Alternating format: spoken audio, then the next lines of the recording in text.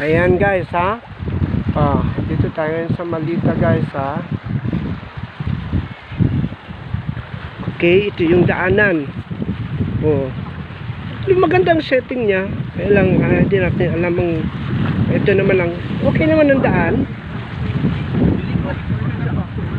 Ha?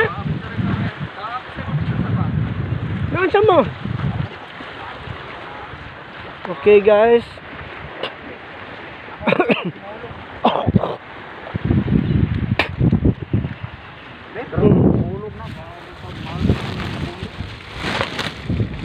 Ayan. Aha. Ayan. Kitang-kita nyo yung ganda niya, oh. Ang lawak ng kanyang ano, oh. Ang lawak-lawak. Diyan sa may ayan ang entrance, ha.